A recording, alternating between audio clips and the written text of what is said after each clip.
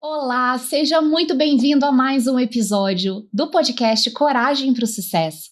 Um podcast criado para você que deseja crescer profissionalmente, mas que você quer um lugar para se inspirar com histórias de pessoas incríveis que são bem-sucedidas naquilo que se propuseram a fazer no mundo. Porque, afinal, trabalhar é algo muito importante e a vida é muito curta para a gente ter um trabalho meia-boca. E hoje eu recebo o Lucas Borges. Ele é marido da Ana, ele é empresário, palestrante, escritor e, assim como eu, irmão em Cristo. E hoje vai ser um tema super diferente do que eu já trouxe aqui, porque a gente vai falar sobre a importância da espiritualidade no nosso crescimento profissional, como uma coisa está muito ligada à outra. O Lucas vai contar a história dele de superação, vai contar a história dele de empreendedorismo, e a gente vai aqui se inspirar muito nessa história incrível que já me conquistou da primeira vez que eu ouvi a palestra dele. Falei, o Lucas tem que ir no Coragem. Lucas, muito obrigada por ter aceito o convite, de verdade, uma honra ter você aqui.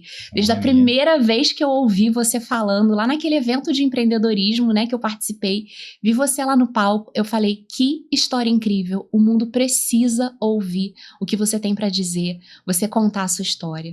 Então é por isso que eu te trouxe aqui, muito obrigada, de verdade, me sinto muito honrada. E queria então começar te perguntando quem é Lucas Borges atrás disso tudo que eu falei, né? E como que você entrega o seu servir no mundo, Lucas? Bom, primeiramente, obrigado, né, pelo convite. É sempre uma honra poder contar, não a minha história, né, mas um pouquinho da história de Deus através da minha vida. E eu acho que o que me resume bem hoje, né, porque a gente muda muito ao longo do tempo, né, a gente passa por muitas experiências, e a gente às vezes pode viver uma vida inteira sem nos conhecermos de verdade, né? Mas tem uma pessoa que conhece a gente, né? Desde o momento em que a gente está lá no útero da nossa mãe, né? E que é Jesus. E eu só pude me conhecer quando eu conheci ele. E então Lucas, de uma forma mais geral assim, ele é um filho amado de Deus. Amém. Acho que essa é a principal coisa que a gente precisa entender na nossa vida.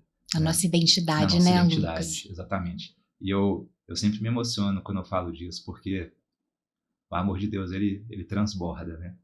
Então, eu sou uma pessoa muito emotiva quando eu me conecto, né, com o amor de Deus, com as pessoas, com a minha missão. Então, vocês vão me ver chorar aqui algumas vezes. Então, não fica muito surpreso, não. Não, vambora chorar todo mundo junto, porque eu também sou emotiva. Eu acho que a sua história, tudo que você viveu, tudo que você ainda tá vivendo, é de vários tipos de emoção, né? E eu queria então que você contasse, igual você contou pra gente lá, né? Como que tudo surgiu dentro da tua vida, como que foi a sua história de conversão, onde você tá hoje também, dentro, né, desse entendimento como filho de Deus, e como que isso afetou a sua história profissional. Claro. Eu fiz 39 anos agora, né, em janeiro.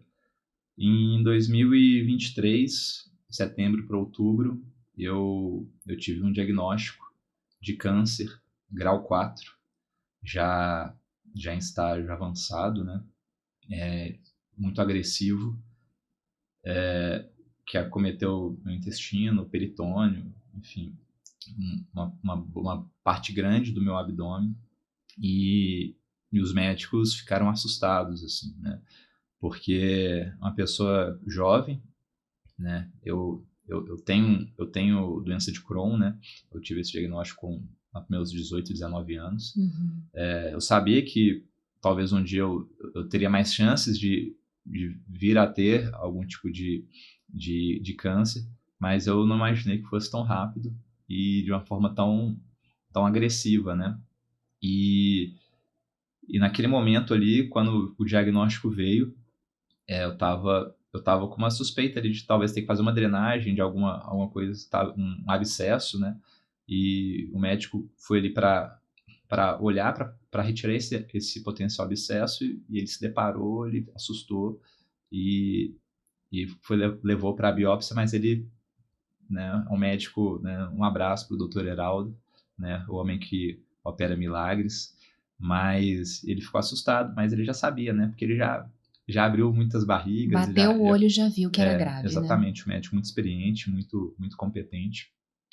E depois, meu pai foi, né, foi chamado ali em separado, né? Eu tenho 2 irmãs e minha esposa, e eu estava na melhor fase da minha vida, né? No sentido profissional, eu estava recém-casado ali, né? Acho que no nosso 2º ano de casamento, começando a planejar ter filhos e tudo mais, né? Com a minha empresa crescendo, a gente buscando investimentos para poder crescer ainda mais, e tudo, eu achava que eu estava conseguindo controlar tudo, né? Colocar tudo na ordem correta, e de repente veio esse diagnóstico para me mostrar que eu não tinha controle de nada na minha vida, na verdade, né? E então chamaram meu pai e falaram, olha, é um câncer muito avançado, né? É muito agressivo. A gente, nesses casos, né? Nessa idade, nesse nível de estágio que está, eu vi que ele tem esposa, as irmãs dele são muito apegadas a ele. Eu preciso te preparar para o pior, né? Porque quando a gente vê isso acontecendo, costuma ser muito rápido.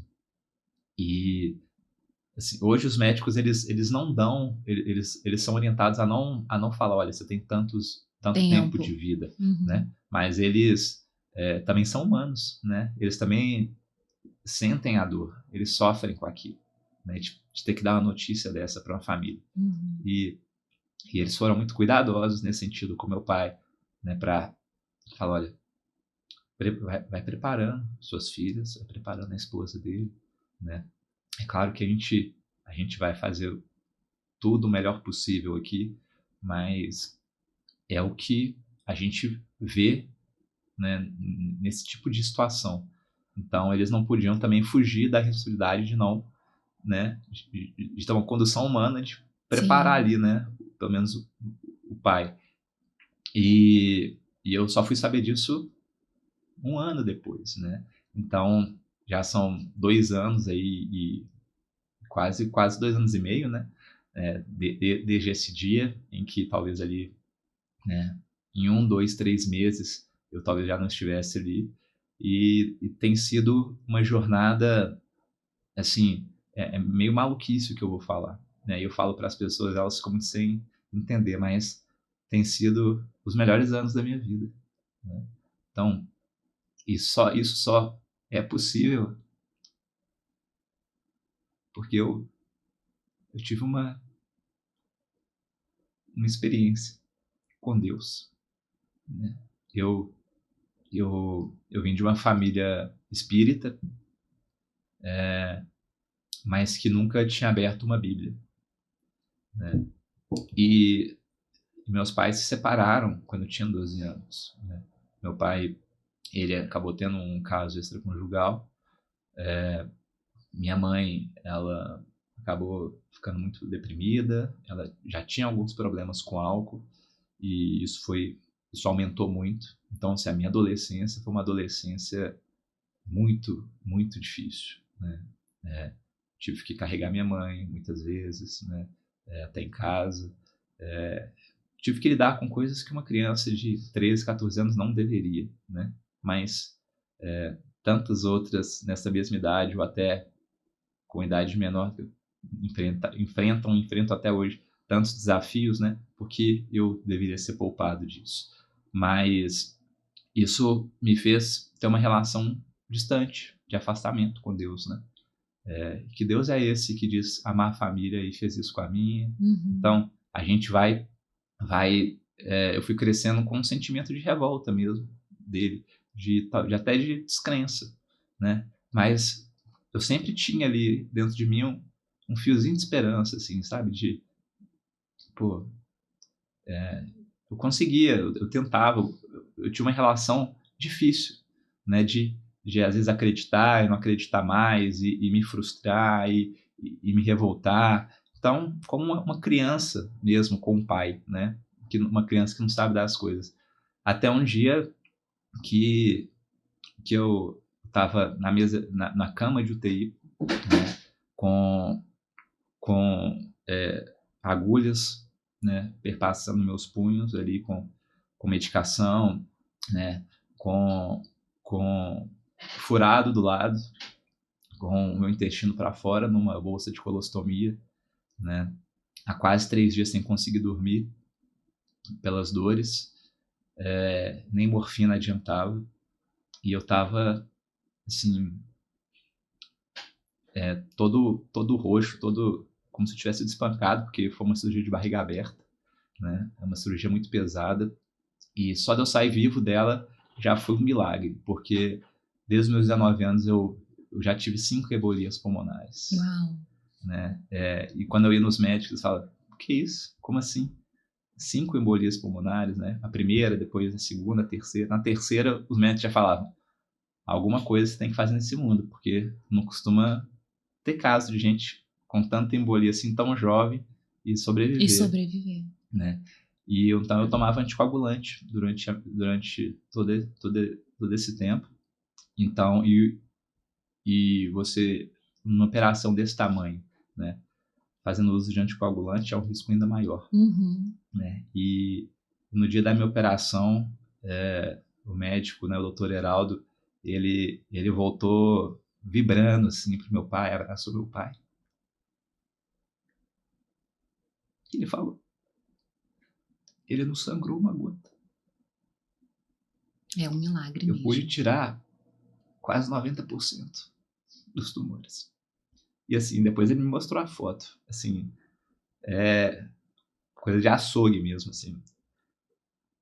Uma peça, assim, de um tanto de coisa ali no meio, sabe?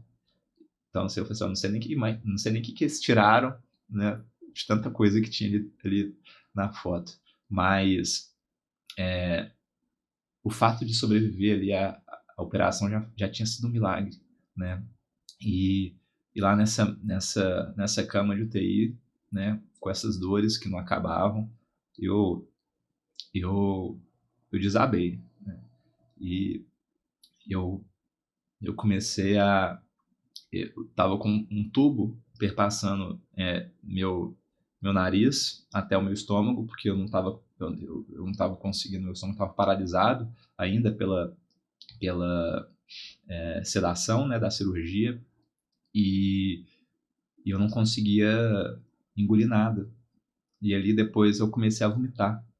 E aí eu me vi numa cama de UTI, completamente nu, vomitado, né, perpassado, os punhos com o intestino para fora, sofrendo dores imensas e, eu, e os enfermeiros tendo que me dar banho, e minha esposa me olhando, as minhas irmãs, meu pai, e eu tive foi uma sensação de humilhação tão grande, porque a minha vida inteira, né, desde a minha adolescência, me coloquei como, agora eu sou homem da casa, agora eu preciso, eu coloquei sobre meus ombros que eu tinha que salvar o mundo, né?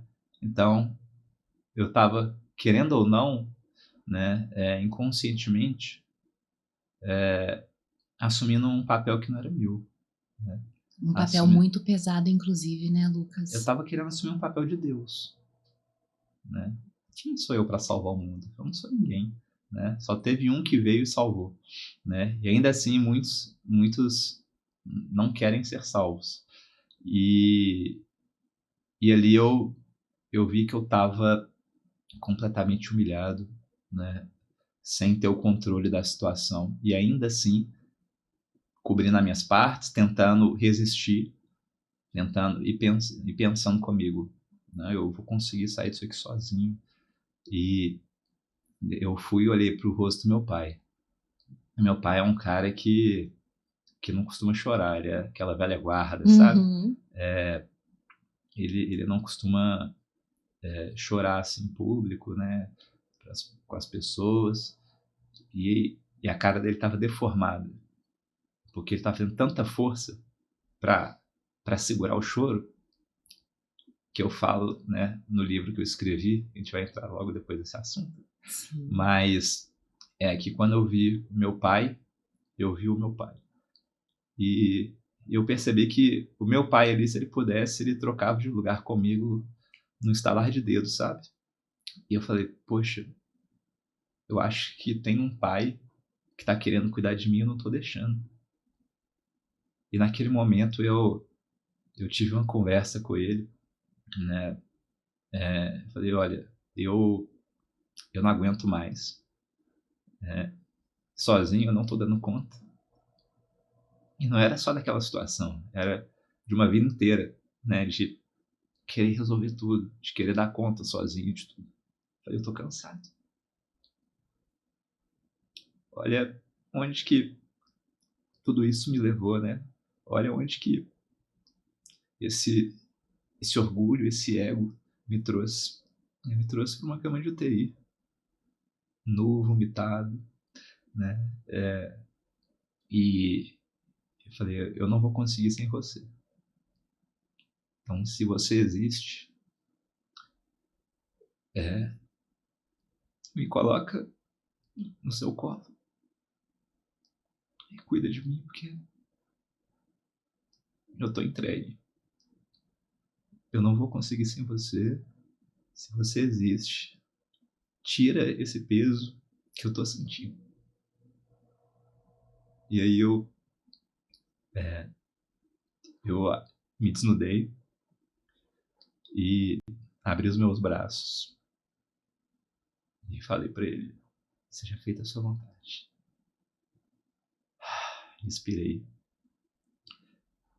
E nessa hora eu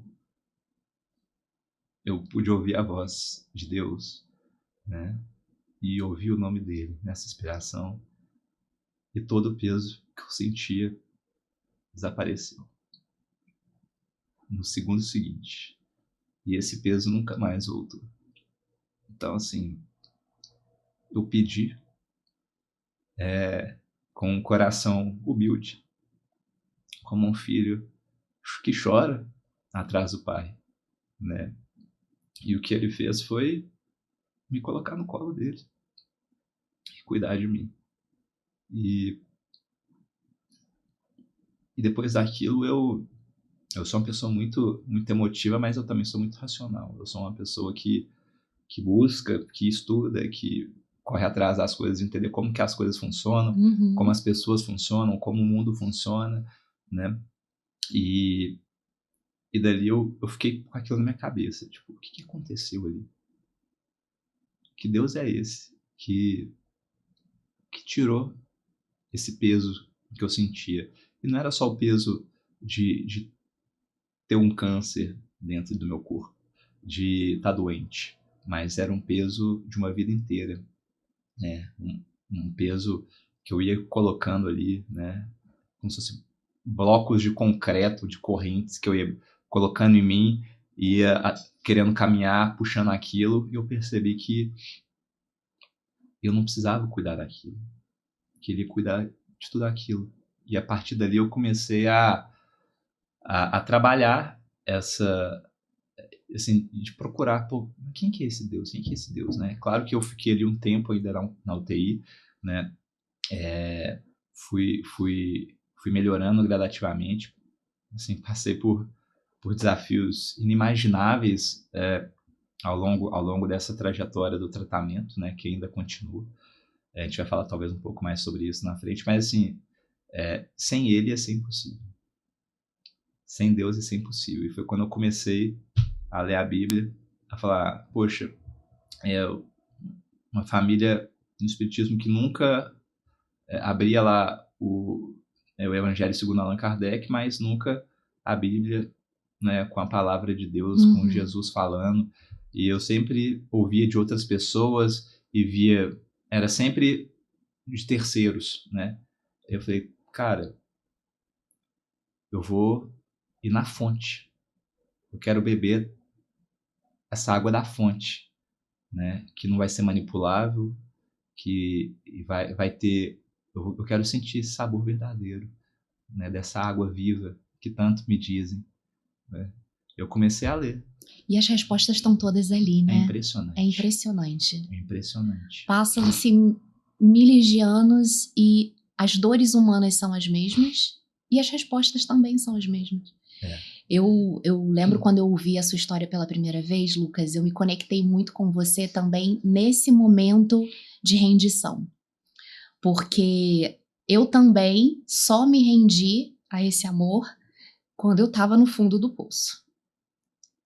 E nesse momento tem inclusive uma passagem que eu me identifico muito, que é a hora que Pedro desvia os olhos de Jesus quando ele está andando sobre as águas. E por desviar esses olhos, ele acaba afundando, né?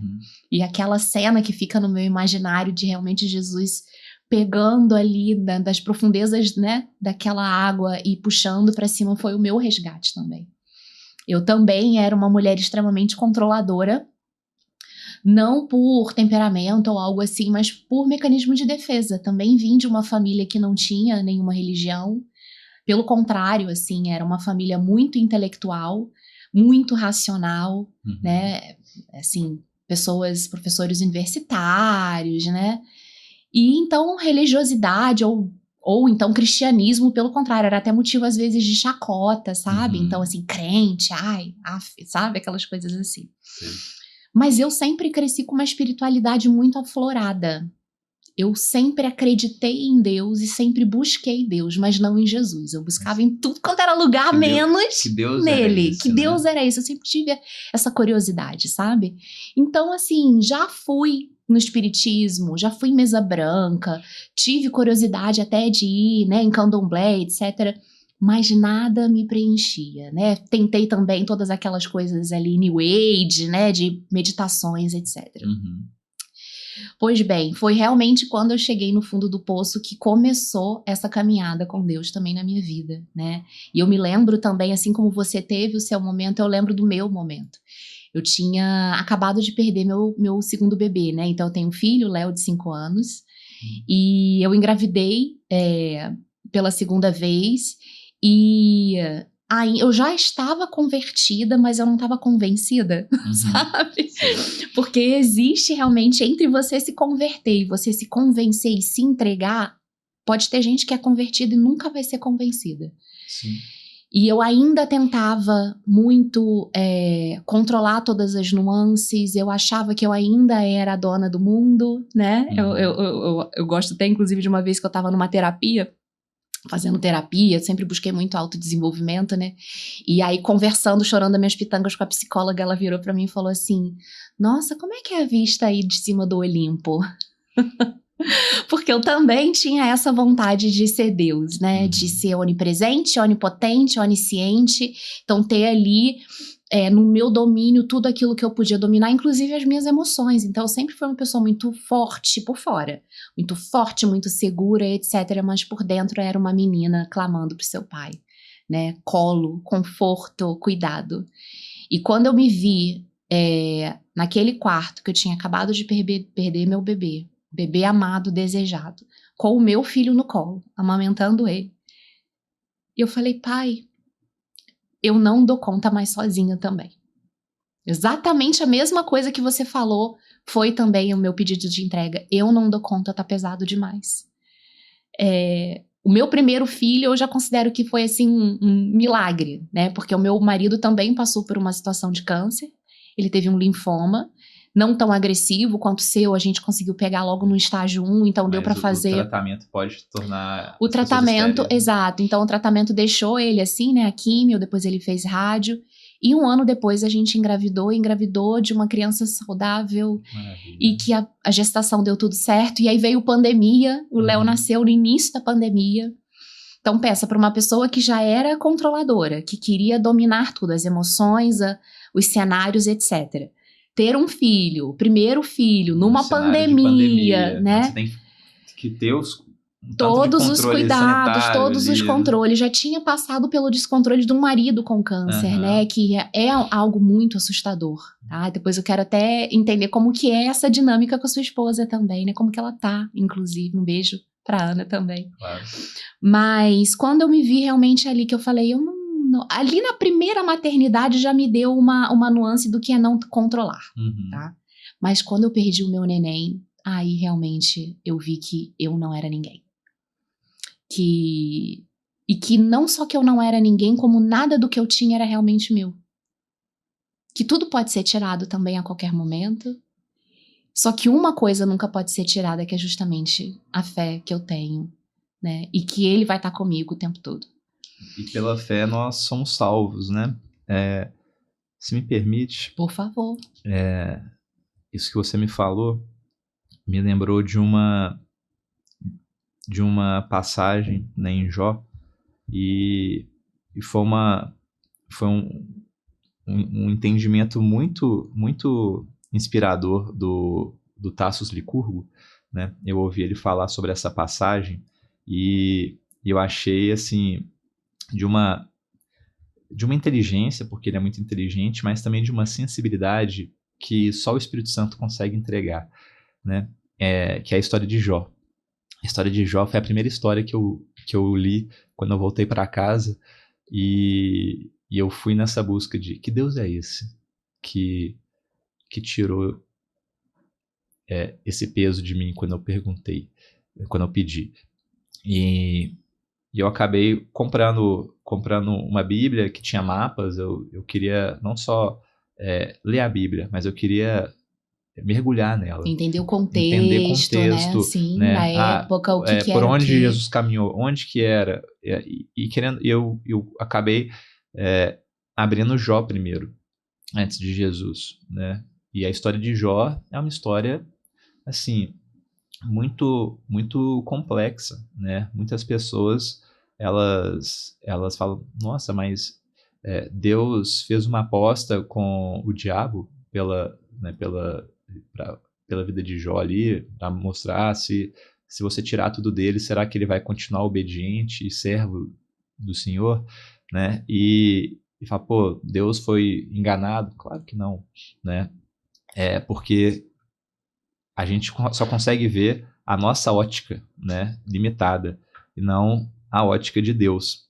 E em Jó, começa enumerando ali, né, falando quem Jó era e o que ele tinha. Então Jó era um homem muito rico, de muitas posses, e lá começa falando, né, que Jó tinha, eu não vou lembrar agora a quantidade, mas assim, Jó tinha 500 camelos, tinha 1.000 camelos, 500 juntas de boi, e foi narrando, citando essas coisas, né? Então, assim, tudo que está na Bíblia tem um porquê. E aí chega na parte dos filhos, né? Falando que Jó tinha, se não me engano, sete filhos e quatro filhas. E aí Jó passa por toda a provação, né? Os filhos dele morrem, as filhas morrem, ele perde todo o gado, ele perde os camelos, ele perde as plantações, sobra só ele com a esposa, e aí ele começa a ter lepra, começa a ter doenças no corpo inteiro, então ele se isola, né? E aí ele vira praticamente um mendigo isolado ali na cidade. E os amigos de Jó, a qual ele sempre recebia, né, e viam em Jó um espelho de comunhão com Deus, de obediência a Deus, começaram a duvidar da fé de Jó. Olha, se você está tendo tudo isso, é porque você está... Um castigo, né? É um castigo. Você está pecando e você está mentindo para a gente, né? Alguma coisa de errado você está escondendo. Fale logo, se arrependa, né? E ele ali continuando falando, não, eu não fiz nada, né? Eu amo a Deus. Ele continua obedecendo até o momento em que ele vai e pergunta, né? Por que você fez isso comigo, Deus? Por quê? Por quê? Então é o primeiro ato ali de, vamos dizer assim, talvez de rebeldia de Jó, né? De clamor, de dúvida. E aí Deus desce e fala com ele, né? Você estava comigo quando eu criei, né, as estrelas, quando eu criei o sol, quando eu criei o universo, quando eu criei a vida? Não, né? Ele não estava. E aí Deus mostra tudo para ele, né? Então dá para entender que Deus mostrou para ele o antes e o depois, né? As coisas. E obviamente Jó não conseguiu compreender nada. Ele falou, você consegue compreender?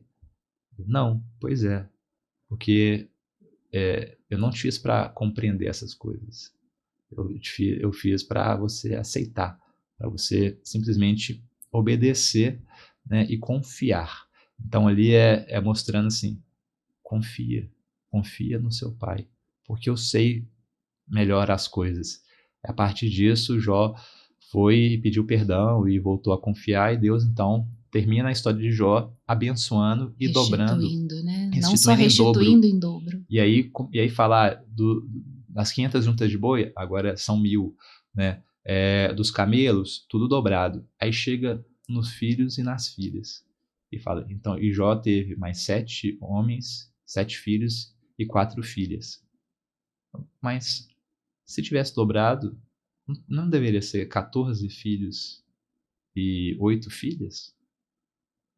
E aí a gente consegue compreender o amor de Deus nisso, porque Deus permitiu que essas coisas acontecessem, mas o que realmente tinha valor, né, que é a vida humana, os seus filhos, a criação que ele fez, porque Deus é uma pessoa, ele queria ter uma família. Os primeiros 7 filhos e as 4 filhas de Jó estavam com Deus na eternidade, né? Então Deus falou, não, vocês vão vir agora, porque você ir para o lado do pai é uma bênção, não é algo ruim. Então ele levou esses filhos junto para ele e entregou para ele novos filhos. Mas quando todos eles estivessem juntos com Deus, sentados à mesa, Jó ia olhar para Deus e olhar para o lado e ele ia ver 14 filhos. Todos os seus filhos. E todos os seus filhos. Muito lindo. Então Deus dobrou, né? E recentemente eu voltei nessa passagem, ela chegou a mim com esse ensinamento do Tassos no momento em que a minha melhor amiga de infância, que já estava tentando ter filhos há quase 20 anos, conseguiu ter a filhinha dela, mas ela nasceu prematura e não conseguiu sobreviver. Mas ela teve a bênção de poder carregar no colo a filha dela e realizar esse sonho, né? E eu ali, num momento de muita tristeza, né? Eu falei, pô, Deus, o que eu falo para ela, né? Para tentar confortá-la. E foi quando essa passagem e essa interpretação do pastor Tassos chegou até mim, e eu falei, não chegou até mim à toa, né? E eu falei isso para ela, e ela é uma pessoa, ela é católica, é muito devota, ela é uma pessoa, assim, maravilhosa, ela e o marido dela, e isso, de certa forma, trouxe para ela o conforto e a certeza, né, de que ela nunca perdeu a filha dela, né? A filha sempre vai ser dela, vai continuar, e quando for o momento dela se encontrar com o pai, né, a Maria Rita estará lá esperando ela e vai ser maravilhoso. Vai ser um dia lindo, né? E vai ser talvez o dia mais especial da vida dela, né? Mais ainda do que foi quando ela pôde abraçar aqui. Então, esse seu relato me lembrou disso, para poder te falar também, né? Que você tem 2 filhos. E eu sempre falo isso, né? Sabe, Lucas? Assim, isso é algo que a espiritualidade me trouxe, essa noção de eternidade, né? Então, sempre quando eu falo que eu sou mãe, eu falo sou mãe de 2, um na terra e outro no céu. Exatamente. Porque uma alma habitou dentro de mim, né? Sim. E Deus levou para perto dele mais cedo do que eu gostaria. Com certeza. Mas foi o que aconteceu. E confiança, confesso para você que ainda é algo que eu preciso todos os dias, né? Como diz ali na oração que ele nos ensinou, o pão nosso de cada dia nos dai hoje. O meu pão é a confiança diária. Eu preciso todos os dias me lembrar disso. Eu quero que você fale pra gente como que você resgata a tua confiança no teu dia a dia, principalmente que você ainda tá passando por esse deserto. Sim. Esse deserto ainda não, né, foi atravessado, você tá na travessia. Isso. Conta pra gente, como é que você faz nesse dia a dia? Olha, é de fato um exercício diário, né,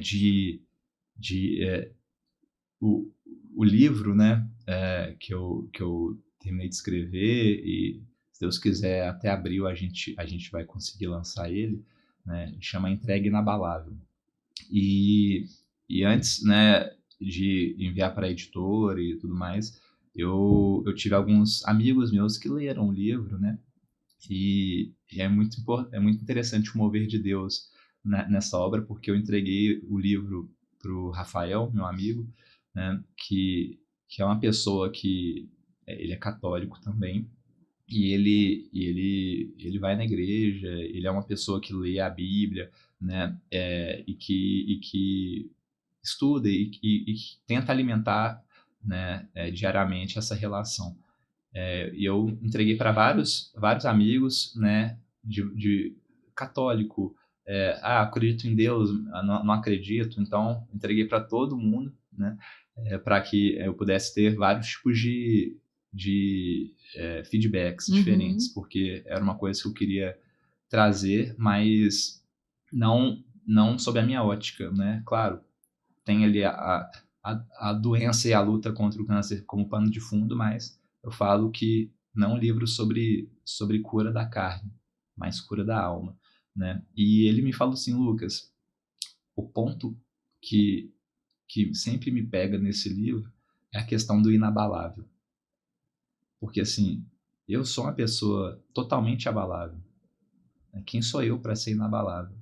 E isso me trouxe uma reflexão muito grande, porque e aí, naquele momento, eu conversei com Deus, falei: Deus, me mostra um caminho, porque esse título, tudo isso, você que está me falando, né? Não é uma coisa minha. E, e como são as coisas? Eu pedi para Deus uma resposta sobre isso. E ali eu já estava começando a trabalhar cada vez mais a minha confiança no tempo dele e não no meu tempo, né? É um eterno exercício de não alimentar o seu ego. A gente precisa se diminuir diariamente para que ele possa crescer. Para que o Espírito Santo tenha espaço para se mover dentro de nós e nos conduzir. Porque se a gente ficar ali o tempo inteiro com a mão no volante, na direção, ele não vai poder pegar o volante e te levar. Exato. Né? E como foi importante ter esse momento, né? Um momento ali de dúvida sincera, né? Deus ele quer que a gente confie nele, mas ele sabe que a gente é falho, né? Ele não julga a nossa dúvida, né? Ele se alegra com a nossa perseverança, né? Olha, mesmo duvidando, eu tô aqui de novo te perguntando. Me desculpa duvidar de novo. Olha, oi Deus, tô aqui de novo, né? Oi Deus, sou eu de novo, né? O meme. Então, nesse momento, era uma terça, quarta-feira, e foi num momento muito, muito forte para mim. Por quê? Porque ao longo do meu tratamento, né, eu tive uma resposta milagrosa da medicação, né? E eu, no final de agosto de 2024, eu estava sem células tumorais. A gente sabia que poderia ter uma recidiva, né? E em fevereiro o câncer voltou. E eu fui e fiz a minha primeira quimioterapia, mas eu ainda não tinha contado para o meu pai, para minhas irmãs, para meus amigos. Só eu e a Ana sabíamos. Porque eu estava esperando poder sentar, conversar com meu pai e com minhas irmãs, para dar a notícia da forma como eu mesmo recebi. Porque eu recebi a notícia e não me abalou em nada em relação a confiança em Deus, ao que eu tinha, a entrega que eu tinha feito. Falei, cara, tá tudo certo, porque durante esse processo eu entendi que a minha vida só tem valor se eu for uma ferramenta, se eu for um instrumento para o propósito dele. Amém. E eu falei, que assim seja, mais uma vez, né? Então, ele foi e me ligou para me dar o feedback. Eu falei, beleza, entendi, cara. E ele falou, cara, eu te entendo, né? você falar sobre isso, sobre inabalável. Porque, assim, desculpa, Lucas, não queria falar. Rafa, fala o que está no seu coração, eu preciso ouvir. Eu preciso ouvir, pode falar o que você tiver no seu coração. Cara, é porque pode ser duro que eu vou te falar, mas talvez você se sinta assim porque você foi curado. Mas você se sentiria assim, entregue, de forma inabalável, se o câncer voltasse e tinha voltado. Eu já tinha feito a minha primeira quimioterapia. E nessa hora eu sorri. Porque eu tive, ao longo, né, da jornada da escrita, eu também tive eu me perguntei isso também, poxa, inabalável é forte, né? É isso mesmo? É inabalável? Essa entrega, ela é inabalável? Pô, mas eu duvidei aqui em alguns momentos, eu chorei, eu te pedi ajuda, eu te pedi conselhos, eu te pedi direção, mas a todo momento eu estava pedindo para ele. Eu não duvidava do amor dele por mim. E ali, quando ele falou isso, eu sorri. Ali foi confirmado. E ali teve a minha confirmação. Mas Deus tinha preparado algo ainda mais forte. Porque no sábado, uma amiga nossa fez aniversário, eu ainda estava em processo de escrita, né? E eu não fui, até porque eu não tinha falado ainda para o meu pai, para minhas irmãs, e lá, obviamente, todo mundo fala, e aí, como é que você tá? Não ia mentir, eu não ia mentir, né? E aí minha esposa foi. E aí o Rafa foi e tava lá, abraçou ela, falou, cadê o Lucão? Falou, ele ficou lá, tá escrevendo, né, terminando o livro. E ele falou, e ele tá bem, Ana? E a Ana, ela é a pessoa mais cristalina que eu conheço, né? Eu falo que ela é a pessoa mais próxima de Jesus que eu já conheci na vida, né? E mesmo antes de crer, eu já estava procurando alguém parecido com ele para estar do meu lado o resto da minha vida, né? E ela não mentiu. Ela falou, ele tá bem. E eu estava muito bem, e eu estou muito bem, graças a Deus. Só que, ao mesmo tempo, o câncer tinha voltado. Então ela falou, ela tá bem, só que com a cara, tipo, tá ótimo. E o resto da frase que não foi dita é, mas o câncer voltou, mas ele tá bem. Então, a cara dela denunciou isso. E ele foi, chamou ela no canto e falou, Ana, o Lucão tá bem mesmo? Né? O Rafa sempre teve uma preocupação muito grande. Ele é um consultor seguro de vida, né? Então, e ele vive um propósito em Cristo muito grande nisso, de entender que essas coisas, né, o que ele vende, né, ele está cumprindo a missão dele. A gente talvez vai entrar mais na frente disso, né? Olha como é que as coisas vão se encaminhando, né? E aí ele falou, não, ele tá bem, Rafa, mas é porque o câncer voltou. Ele já fez a primeira quimioterapia, tá, mas tá tudo bem, né? Ele não falou com vocês ainda porque ele ainda tem que falar com o pai, com as irmãs, vai ser esse final de semana, vai ser amanhã, era um domingo. E aí ele ficou emocionado, mas aí eles, tipo, ficaram de boa porque ele não era, se falasse ele acabou o aniversário da nossa amiga, né? Aquele momento era para ela, para celebrar a vida dela, e não uma notícia ruim, aparentemente, né? E aí no domingo ele foi à missa e voltando, ele me ligou, né? E eu não atendi, eu estava no banho, ele foi e me mandou um áudio. Ele falou, cara, a Ana me contou, a Ana já tinha me falado, que tinha falado para ele, que não tem problema nenhum, né? Não é um segredo, estou só esperando o momento certo para poder contar, respeitando a Sabedoria, ordem. né? Sabedoria. A ordem, né? Honra primeiro o pai e mãe, eu preciso falar com meu pai primeiro, antes de falar com meus amigos. E aí ele falou, cara, eu fui na missa, eu rezei por você, e voltando aqui, eu me lembrei da nossa conversa de terça-feira,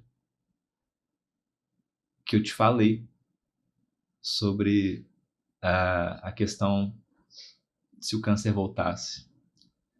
E você já tinha voltado, você já tinha feito a quimioterapia, e nada mudou para você. Cara, agora eu entendi que existe sim uma entrega inabalável. Eu que ainda não tenho fé o suficiente. E ali Deus completou o mover dele para a obra, né? E eu falei para ele que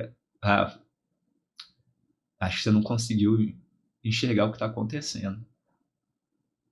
Tudo isso está acontecendo porque Deus quer mostrar nesse livro para qualquer um que ainda duvide que se a gente se entregar de forma inabalável para Ele, há como fazer. Porque Ele fez isso por nós. Ele fez isso por Ele nós. fez a primeira entrega inabalável, né? O seu filho que estava com ele no princípio se fez carne e andou como nós, ralou o joelho no chão, né? Jogou bola na rua, né? Bateu com o dedinho na quina, igual todos nós. Mas E teve medo também. Também teve medo. Também chorou a morte de amigo. Teve angústia. Teve angústia. Ele chorou, sentiu tristeza. Porque todos os sentimentos que nós temos são fruto da natureza de Deus. Né? Deus se alegra, Deus se ira, né? Deus ama. E por amar pela natureza dele, o livre-arbítrio é incondicional. Porque se não existisse livre-arbítrio, não existiria amor. E a natureza de Deus é amar. Então ele tem que dar o livre-arbítrio. Então ele está o tempo inteiro aqui, olha, agachado, com braços abertos, esperando que o filho dele olhe e venha correndo, né, para abraçá-lo de volta. Mas ele não pode ir lá e obrigar o filho dele a amá-lo, né? Ele seria um manipulador, o que ele não é. O manipulador é outro, que tenta nos enganar achando que nós não somos dignos do amor do nosso Pai. E ele consegue durante muito tempo. Mas é chegada uma hora para todos, né? Ou nos quer oferecer o que a gente já tem. O que a gente já né? tem. Como foi também o que a tentação de Cristo ali no deserto, Sim. né? Oferecer para Cristo o que ele já tem. Então, assim, e é curioso você falar isso, porque do seu livro, né? Eu penso nesse podcast. Esse podcast eu considero como um chamado também na minha vida. Sim. E esse nome, Coragem para o Sucesso, foi um nome que também me foi dado 10 anos atrás, antes de existir qualquer onda de podcast. Uhum. Eu já tinha tido uma visão sobre o que seria isso daqui. E claro que o meu trabalho como mentora de carreira e tal, eu falei, bom, vou puxar para esse lado, Coragem para o Sucesso, vamos falar de sucesso. Com certeza. Só que mais do que falar de sucesso aqui, e aí, claro, sucesso para cada pessoa é individual, por isso que eu sempre pergunto no final o que é sucesso para a pessoa. Né? O sucesso para mim também, nos últimos 10 anos, mudou muito. E coragem também para mim mudou muito do que é. Né? Então, coragem, o que eu tinha como coragem, que era ser destemida, era ser forte, né? Aquele arquétipo da guerreira, da heroína, carrego sim ainda em mim, né? Mas eu vejo que hoje coragem é muito isso que você falou, é rendição. É coragem para inclusive se ver pequeno e falar assim, não dou conta, não sei. Pai, é teu, sabe? Coragem para confiar. Exatamente. Coragem passa pela confiança. E sucesso para mim hoje é muito claro, assim. Eu tenho muito duas partes assim também que me tocam muito quando eu falo de sucesso.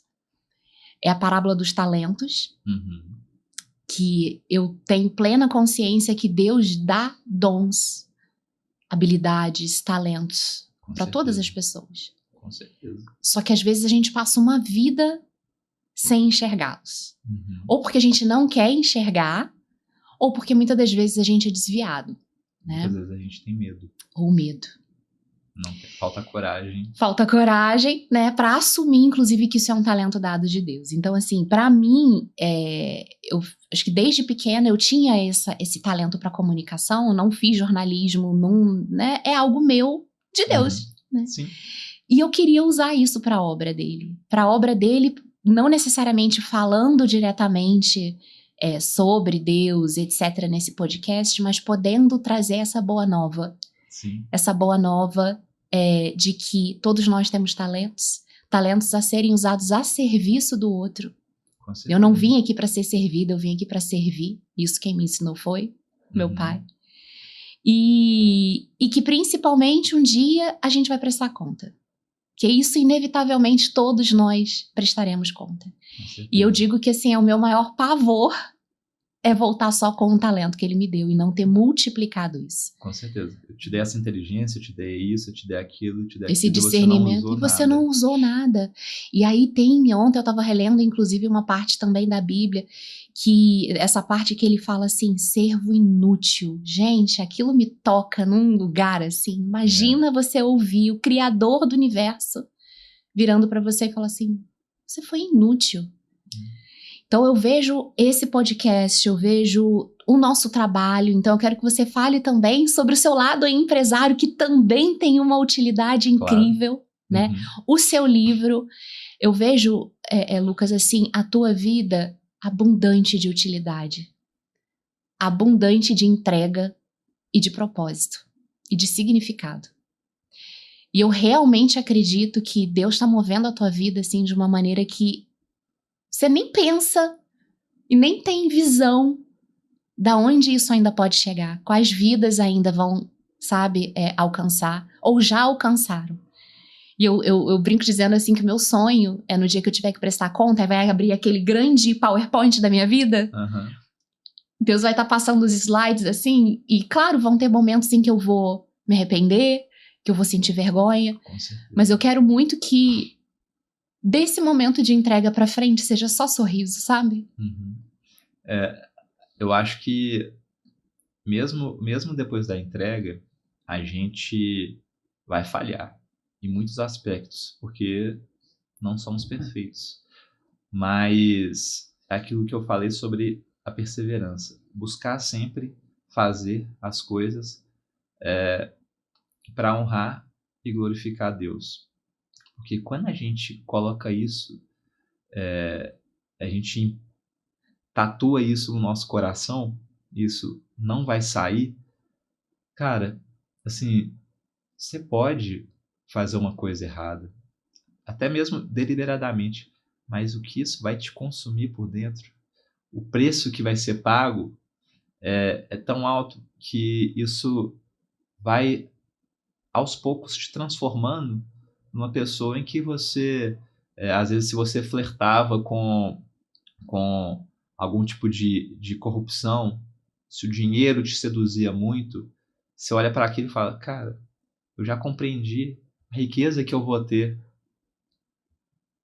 Eu não vou abrir mão de tudo isso que Deus me prometeu por conta disso, para comprar, sei lá, uma Ferrari, uma Lamborghini. Não. Lucas, você está dizendo que é errado ter dinheiro? De forma alguma, né? Muitas pessoas ao longo das histórias da Bíblia, né, foram riquíssimas, né, honrando Deus, né? Mas não se trata disso, né? Deus vai usar as pessoas da forma como Ele quer usar. Então, ele pode levantar alguém minúsculo perante a sociedade, mas para fazer coisas enormes, né? E como é engraçado essas coisas que vão acontecendo ao longo da nossa vida, né, da nossa jornada, como empreendedor, por exemplo, né? Eu comecei a gente estava falando aqui antes de começar o podcast, né? Olha, desde criança eu já tinha uma veia empreendedora, né? Eu fazia ali nas férias, fazia a colônia de férias com os vizinhos ali, cobrava dos pais um valor e cuidava da criançada, né? Eu sendo outra criança, cuidando das outras crianças e tudo mais, fazendo as brincadeiras, e ia juntando meu dinheirinho para comprar minhas próprias coisas. Eu já tinha essa coisa em mim, igual você da comunicação, né? E em 2000 nossa, agora data assim para mim é péssimo, mas em 2012, se não me engano, 2012? Acho que é 2012, 2015, por aí, né? Eu comecei a empreender na área de tecnologia, né, com 2 amigos de infância, e a gente queria fazer algo que gerasse impacto, né, não fosse apenas abrir mais um negócio, né? Eu já tinha vivido isso antes, né, com loja de sapato, e mesmo assim lá eu fazia com vontade de servir. Eu sempre tive isso em mim, sabe? Da minha criação mesmo, né? Mesmo a gente não abrir na Bíblia, né? A base espírita ali do meu pai, da minha mãe, né, mostrava a importância de servir, né? Isso vai trazendo para você dentro disso. E eu sou muito grato a eles por isso. Então, o ato ali de me ajoelhar e colocar um sapato no pé da cliente, né? Tinha cliente que voltava 3 vezes no mês, falando, não, eu quero ser atendido pelo Lucas, né? E eu era o dono da loja e eu tinha era o meu maior prazer, era poder ir lá, conversar, ver o que queria, buscava no estoque, ajoelhava, colocava o sapato, porque eu via o meu pai, quando eu era mais novo, eu carregava as malas de sapato dele, meu pai era comerciante de sapato, representante de calçado, né? E aí ele ia e eu via como que ele se doava para aquela venda, para entregar o melhor pro cliente dele, né? Fala, cara, venda é um ato de servir também, não é vender, é de você enxergar qual que está sendo o problema daquela e pessoa resolver o problema de alguém, e você saber que se eu posso contribuir para resolver esse problema, é meu dever fazer isso, né? E oferecer um caminho, né? Então, eu consegui enxergar ali que a parte assim, comercial, né, de vendas, ela tem muito propósito e ao longo da minha trajetória eu fui me especializando cada vez mais nessa área comercial de vendas, né? E aí, depois de passar por grandes empresas multinacionais, pela Claro, pela Qualicorp, enfim, por muitas empresas, eu decidi empreender com esses meus amigos, só que a gente não queria criar mais uma empresa que não tivesse uma identidade nossa, que era muito de servir, de doação. E foi aí quando a gente criou, na época, a Rizu, onde a gente transformava a compra em e-commerce num ato de solidariedade, parte do valor da compra virava doação, sem que a pessoa precisasse doar um valor a mais.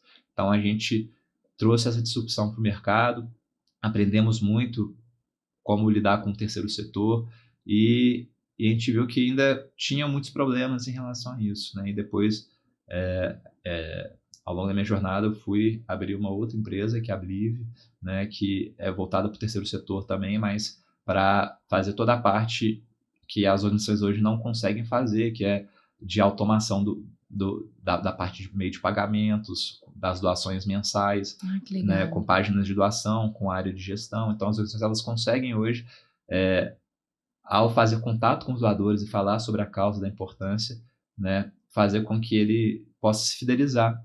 E aí ela não precisa ficar voltando todo mês falando para a Bel, ô Bel, você pode doar? Pô, posso. Pode doar? Posso. Mas talvez vai chegar um dia que você vai ter batido o dedinho na quina, você não tá no melhor dia. Pô, vocês só me ligam para pedir dinheiro, eu não sou um caixa eletrônico, isso acontece muito. Olha só. Né? Mas, então, a parte chata, que é da cobrança, fica automatizada ali no cartão, no envio do boleto, do Pix, e você, como organização, fica focado em trabalhar a relação com aquele doador, né? De mostrar para ele os frutos, né, que foram gerados a partir daquele ato, né, e fazer com que aquele doador busque mais, entenda mais do impacto, se eduque mais. Então, a organização, fazendo isso, ela educa as pessoas no sentido de a sua doação é importante, né, e todo mundo, eu acredito nisso, né, que a partir do momento que a gente mudar a cultura de doação no Brasil, a gente consegue ter um sentimento maior de nação, onde não vai ter dois lados, né? Onde todos vão entender e compreender que existem problemas sociais sérios no Brasil, mas que juntos, né, nos doando e conscientes desses problemas, apesar de todas as diferenças que possamos ter, juntos, cumprindo esse propósito, nos doando para que isso melhore, aí sim a gente vai ser uma só nação e o Brasil que já é um país abençoado, gigantesco, e já é dos maiores países do mundo, não é uma das maiores nações, né? E a partir do momento que a gente tiver uma nação, eu acho que a gente vai parar de ter essas discussões de vieses sociológicos e políticos e simplesmente a gente vai olhar o outro como um irmão, né? E poder ajudar da melhor forma possível. E aí a gente vai ser uma nação gigante. É nisso que eu acredito, é por isso que eu faço isso, né? E é engraçado sobre a questão da confiança, né? Que a gente estava falando um pouco, né? Como confiar. E eu falei um pouco desse relato do Rafael, mas eu me lembrei aqui que a gente falou um pouco antes, que tem a ver com a empresa também, né? Quando a gente criou a Blive, o Rodrigo, meu sócio, ele queria colocar algum animal como mascote para simbolizar, para facilitar. E aí, dentro das nossas pesquisas, do nosso brainstorming ali, né, de ideias, veio o BenTV, né, que tem uma sonoridade clássica, né, que todo mundo sabe como que ele canta, né, que você escuta ele quase em todo lugar do Brasil tem, né, e ele costuma fazer isso quando amanhece, né, e quando começa o pôr do sol, a tardezinha, ele também se ouve mais. Ele falou, cara, a voz dele, né, traz um sentimento de esperança, traz um sentimento de que, olha, chegou um novo dia, né? E a Blive, ela vem com esse sentimento de acreditar. E então o BenTV foi o nosso mascote que a gente implementou. E durante essa jornada em que eu fiquei um tempo longe da empresa, porque, né, o tratamento estava muito pesado, então eu cuidava só de algumas coisas, muitas vezes eu me pegava pensando, poxa, será que não é melhor eu sair da empresa, alguém com energia, com saúde, poder entrar para dividir, né, o peso que é gerir uma empresa, né, de tomar decisões, dar treinamento, de abrir relacionamentos com outros parceiros, de cuidar dos problemas técnicos, enfim, é muita coisa para um sócio só ter que tomar todas as decisões, né? E o Rodrigo é um meu melhor amigo desde a 4ª série, somos amigos. Minha mãe, que já é falecida, né? Ela, no leito de morte dela, a mãe do Rodrigo estava lá, falou, cuida do meu menino. Então, nossa relação é de irmão mesmo. E a minha preocupação era essa, né? Pô, será que eu tô colocando um peso em cima de um irmão meu, porque a mãe dele faleceu também, infelizmente, no ano passado. Ela estava no tratamento de câncer também, então ele também estava sofrendo com tudo isso, né? E ele sempre foi muito forte em tudo, assim. O cara, ele é uma máquina no bom sentido da coisa. E eu me colocava, pô, será que está sendo justo, né? E eu tinha aprendido a conversar com Deus. Eu ficava em casa sozinho quase todo dia. Eu falei, quer saber? Não vai ter ninguém aqui me taxando de doido. Vou começar a conversar com ele em voz alta. Então, de manhã, quando eu ia tomar café, eu fazia meu café, fazia para ele, empurrava a cadeirinha ali para ele sentar e tomava café e conversava com ele. Ia conversando com ele ao longo do dia, ia tocando música, eu componho muita música também. Eu tenho essa veia de escrever papel e caneta assim, muito forte em mim para desaguar, para fluir meus sentimentos, enfim. E aí um dia desses, que eu estava um dia muito ruim, com muitas dúvidas, eu falei para ele, pai,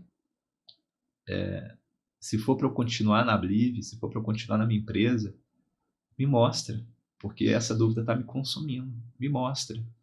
Mas me mostra de um jeito que eu não vou duvidar, se me mostra mesmo, né? E isso foi numa noite, né? Ali antes de dormir, conversando com ele ali, chorando, sofrendo, e no outro dia de manhã, quando eu acordei, eu liberei o Léo, que é meu cachorro, lá para a área de fora lá do apartamento. Lindo nome, viu? O nome do meu filho. Ele é lindo mesmo, viu? E aí eu fui pegar uma água E aí eu olho para a janela, né? Eu moro numa área privativa, aí pousa na minha janela um bem-te-vi. No dia seguinte. Aí eu olho aquilo e falo, não é possível. Mais rápido que a Amazon. Mais rápido que a Amazon. Aí eu olho aquilo e falo assim, não é possível. É possível. Não é possível. E aí eu falei, caramba, Deus me respondeu. E é nesse nível que ele se importa com a gente. Mas o ser humano é falho. 1 mês, 2 meses depois, não lembro ao certo, lá estava eu duvidando de novo. Mas Deus não é falho. Ele é paciente. Ele é amoroso. E ele é compreensivo em muitas coisas. E eu perguntei de novo para ele. E aí no outro dia, de manhã, de novo, apareceu o bem-te-vi de novo. E é um bem-te-vi igualzinho ao que a gente coloca nas nossas comunicações. Com pelinho amarelado, preto, branco. Eu falei, tá bom. Não vou mais... Chega de duvidar. Assunto encerrado. Assunto Esse encerrado. aqui tá tranquilo. Eu tenho as minhas conversas com Deus assim também, né? E eu falo pra ele assim, pai, olha, você sabe que eu sou uma burra teimosa, empacada, tá? Então, me mostra, mas assim, de um jeito mais, assim, idiota, óbvio possível, porque eu sou muito limitada, pai. Você sabe que eu sou descrente nesse sentido, eu preciso confiar, eu ainda não tô ali naquele grau. Me mostra, pai, me mostra o caminho. E ele não é que faz. Ele faz. E assim, quando você tá numa... Você sabe bem disso, que, né, o seu marido teve também, mas assim, quem tá passando pelo deserto mesmo, né, que tá tomando ali as medicações, que tá sofrendo na carne aquilo, são momentos de muita incerteza, né? É um momento da nossa vida de muita incerteza. Mas você ter a certeza que é Deus é como andar sobre as águas. Então, quando você para de fitar ele, você começa a tremer, você começa a duvidar. Então, e aí eu fui aprendendo, cara, meu objetivo é Jesus, a minha meta é Jesus, o meu centro é Cristo. É para ali que eu tenho que olhar, né? Como Paulo fala muitas vezes, né? Seu centro é Cristo, você precisa olhar para Cristo, porque é ali que está a sua corrida, né? É ali que está o seu objetivo, né? Não é e quando a gente coloca isso como objetivo, né? Todas as outras coisas são menores, elas tomam uma proporção, é muito desproporcional, porque Deus é gigantesco. Então assim, cara, e a eternidade é muito tempo, né? Então, o que é o que a gente vive exatamente, aqui então, assim, diante da possibilidade da eternidade, né? E estar assim, do lado dele por toda a eternidade. E só depois que a gente vai amadurecendo também, a gente consegue compreender, porque quando eu falei no início, né, da minha adolescência, essas perguntas que eu tinha, né, Deus, se esse Deus existe, ele me abandonou, né? O que é um Deus que é uma família, deixou a minha se quebrar, né? E na verdade hoje eu vejo que Deus estava ali o tempo inteiro, porque eu poderia ter seguido por um caminho que não teria volta, né? Eu poderia ter feito coisas que eu teria me arrependido, né? Deus sabe do tamanho da revolta que eu tinha, né? E ele sabia de como eu me sentia, né? Que eu achava que meus pais não me amavam, que minhas irmãs não me amavam, que eu não era digno de amor, que tudo estava quebrado no mundo. Mas eu sempre, em alguns momentos eu ia e eu tentava rezar um Pai Nosso, né? Teve uma vez que eu relato isso, que foi a oração atendida, que foi a Ana, né? Que eu tinha meus 15, 16 anos de idade, por aí, e e eu estava muito carente de amor, né, de todos os sentidos. E eu fui tentar rezar. Eu não lembrava como rezava o Pai Nosso. E eu comecei a chorar. E, tipo, agora acabou mesmo. Tipo assim, eu, eu nem sei mais rezar. Então, assim, se existe um Deus, ele já nem se lembra mais de mim, porque eu nem me lembro mais dele, eu nem sei mais rezar, né? Mas eu fiz uma oração ali, né? Quando eu abri meu coração, chorei e eu falei, eu só quero alguém para amar.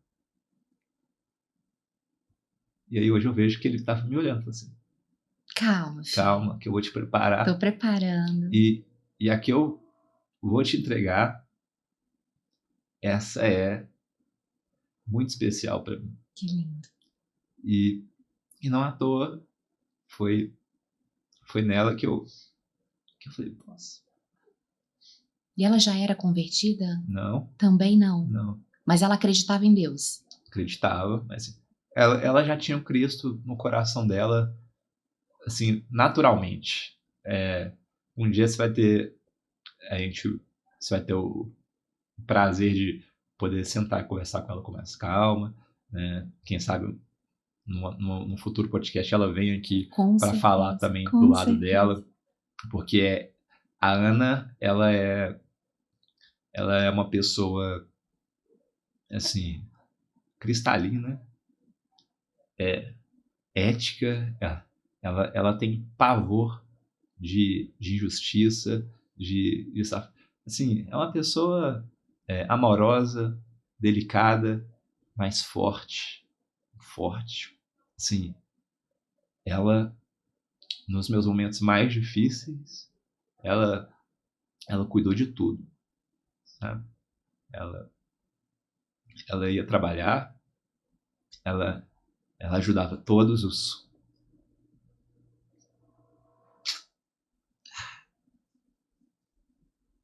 companheiros de trabalho dela, todas as pessoas que trabalham com ela são apaixonadas por ela, porque ela se doa. E ao mesmo tempo tinha um marido lá falando, putz, a bolsa começou a vazar e minha barriga estava em carne viva, porque a bolsa não tinha pegado direito, né? Bolsa de colostomia na época. Então, fezes vazava na pele e em contato vira carne viva. Então, teve momentos muito difíceis nesse sentido. Tiveram vários, esse foi um dos. E aí ela parava tudo, vinha, me ajudava, voltava. E assim, sempre com um sorriso no rosto para as pessoas, sempre disposta a se doar.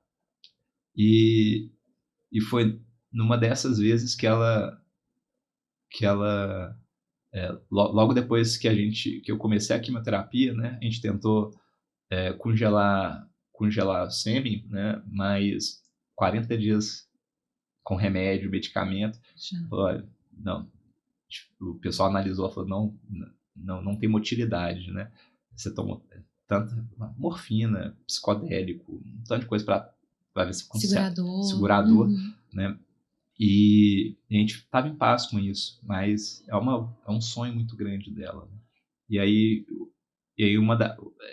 foi um momento que a gente estava ainda, né, assim, de muitas incertezas, né? Mesmo já tendo feito a minha entrega ali no hospital, a quimioterapia, os enjoos, os vômitos, as noites em claro, a fraqueza, os choques, o frio intenso, o calor intenso.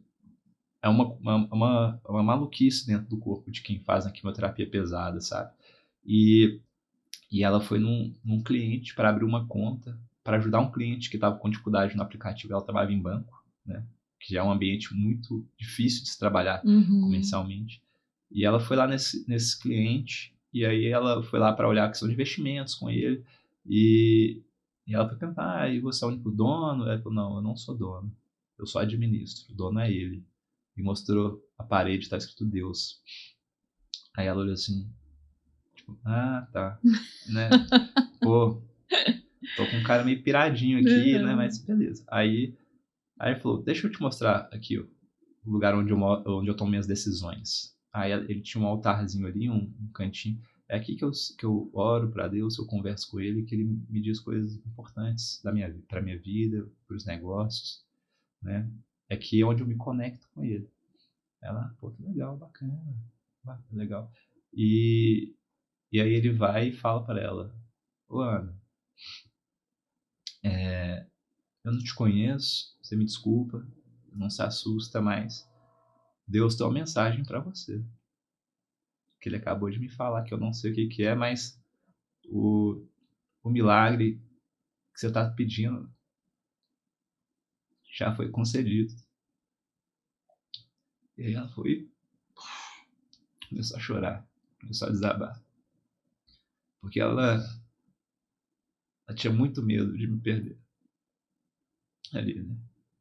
E aquilo foi assim, a gente entendeu mesmo como uma mensagem de Deus para ela diretamente, né? E a partir dali ela foi buscar também, né? Eu estava no meu caminho de ler a Bíblia sozinho, de entender, e ela começou a buscar. Ela comprou o livro Uma Vida de Propósitos para ela, para mim. A gente começou a ler junto. E ali eu me ajudou muito, porque eu compreendi que eu tinha que ser o que era aquilo que eu queria, estava querendo ser, mas não estava conseguindo ter a visão para enxergar, que é, não, eu sou uma ferramenta do cumprimento do propósito dele. Então, e tudo isso fortaleceu o que eu estava tentando compreender dentro de mim e estabelecer essa confiança, tipo assim, me usa da forma como você quiser. E sabe o que é o mais curioso, Lucas? É que Deus, ele não precisaria da gente. Não. Mas por pura graça e misericórdia, ele nos permite fazer parte disso. Exatamente. Porque vamos combinar que Deus é Deus? Ele poderia fazer a obra dele num estalar de dedos. Sim. Mas ele permite que a gente participe disso. Então, assim, ouvir você falar sobre isso, eu tenho certeza também que a Ana é ferramenta total na sua vida, na vida dos clientes dela, na vida da família. Antes e depois da Ana, eu sou uma pessoa completamente diferente, que né? Maravilha. A mulher, a esposa, ela tem esse poder de transformar o homem. Porque o homem, ele tem uma natureza egoísta, né? Mas o amor pela mulher é o que faz o homem se descer um degrauzinho e colocar assim, não, a minha vida vai ser para ela, mas eu preciso ser a melhor pessoa para ela, né? Então, eu falo, os casamentos eles dão certo quando o homem olha para a mulher e fala, eu quero uma mulher que me complete. Não, o que eu posso fazer por ela, né, todos os dias? Como que eu posso ser uma melhor pessoa todos os dias para que a vida dela seja maravilhosa, como ela merece ser? Da mesma forma, a mulher pensar assim. Então, se os dois têm essa mesma mentalidade de servidão, de servir para o outro, né, o casamento ele de fato vira uma aliança, né, que é o que Deus propõe para a gente, né? Ele sempre busca fazer alianças conosco, e a gente vai e erra, e ele vai e faz uma nova, então tentou com Adão, não deu certo, aí fez com Noé, aí também não deu certo, aí ele foi e fez com Abraão, com Isaac, com Jacó, e foi fazendo aliança até a última, falou, não, meu filho vai, e vai ser isso, e por meio do sangue dele, do sacrifício dele, todos serão salvos. É o último sacrifício. O único cordeiro puro e perfeito. E a partir daí, a gente...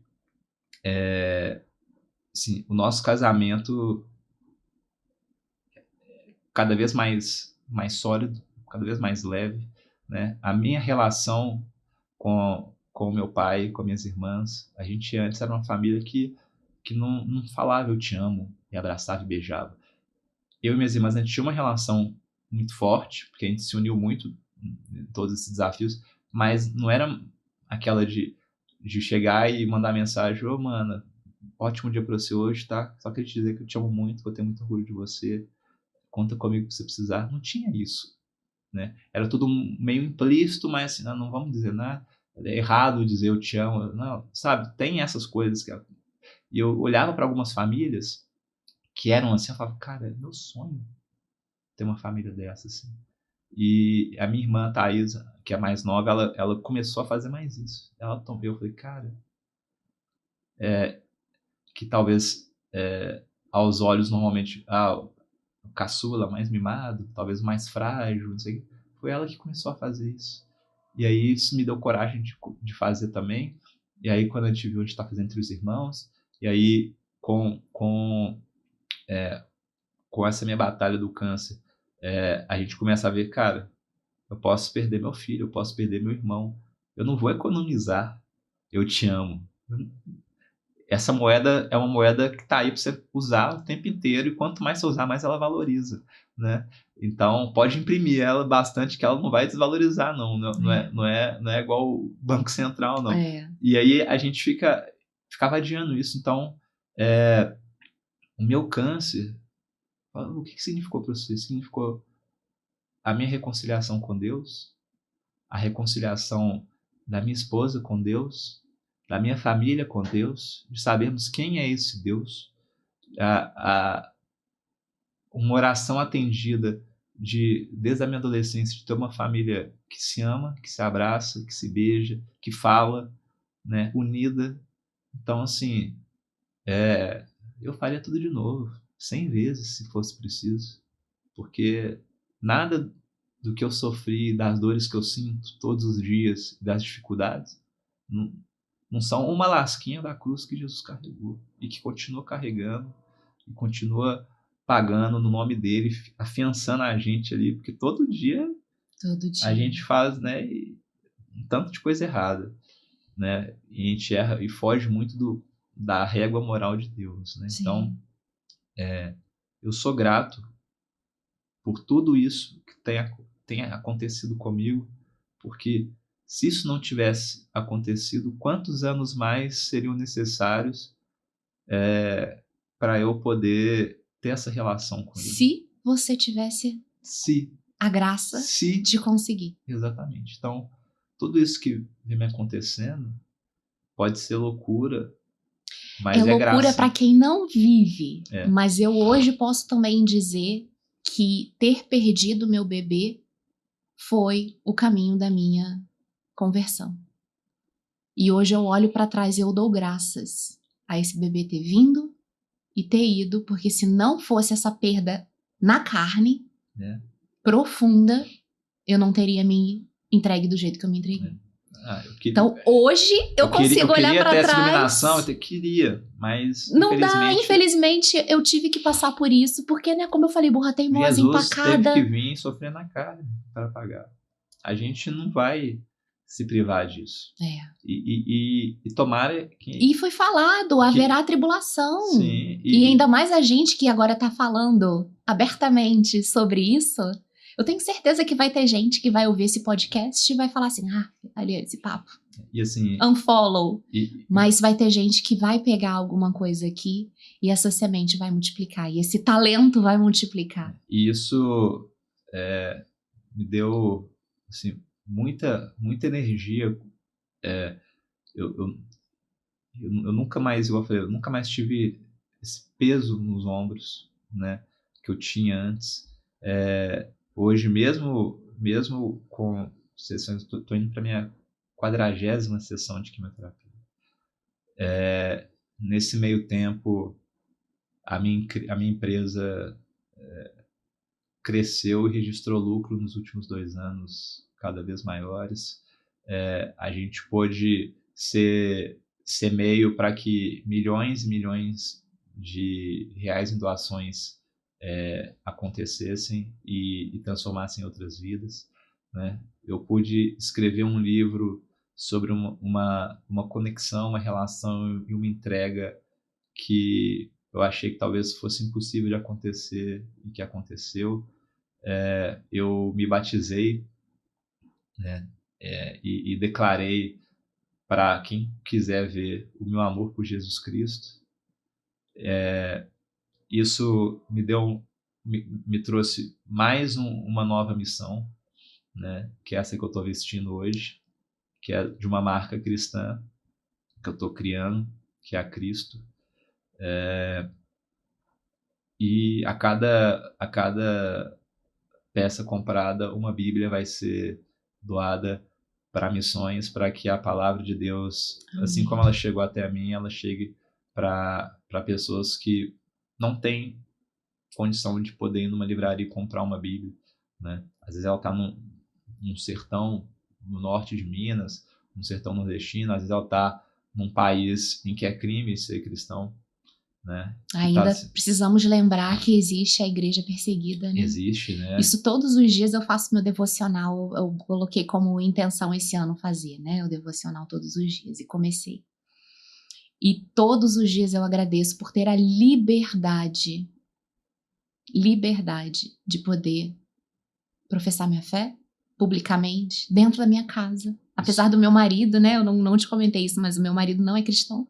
Ele não é convertido ainda. Ele é um desgarrado, uma ovelha desgarrada, sabe? Foi criado em igreja católica, cantou em banda de igreja, é um ateu crismado, sabe? Uhum. Mas o meu marido, assim como a Ana, também é a luz do meu dia. Então, assim, eu também não posso falar dele porque eu também me emociono, mas também foi presente de Deus, sabe? Com certeza. São os nossos combatentes de trincheira, né?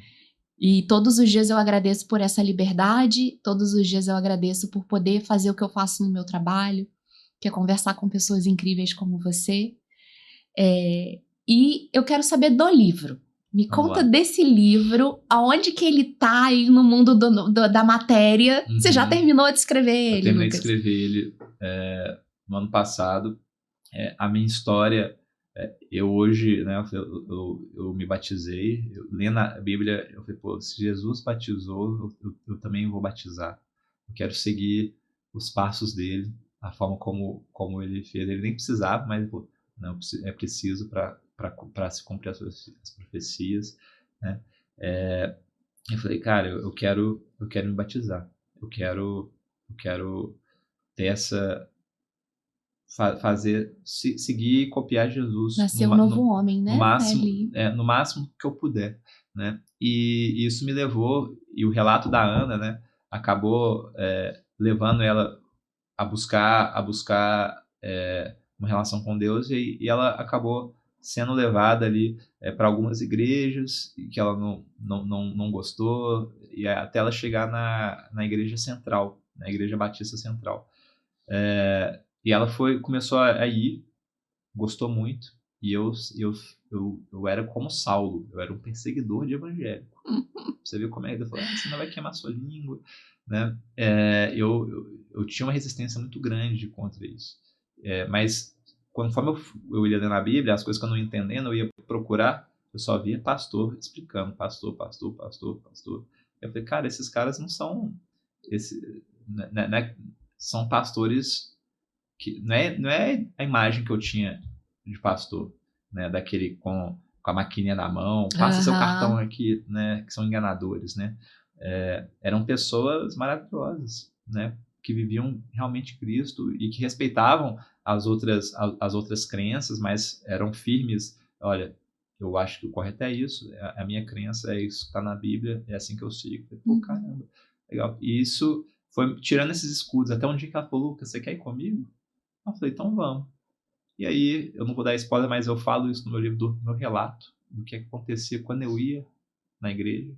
Eu não ia sempre, porque como a quimioterapia estava muito debilitada, né? Eu cheguei a pesar 48 quilos. Nossa. Eu tenho 1,85 m. Você é alto, Lucas. Eu tinha 88 quilos quando eu tive o diagnóstico. Eu perdi 40 quilos. Nossa. Se não fosse a musculação que eu estava fazendo há 2 anos sem parar, eu acho que eu não teria sobrevivido, não. Uau.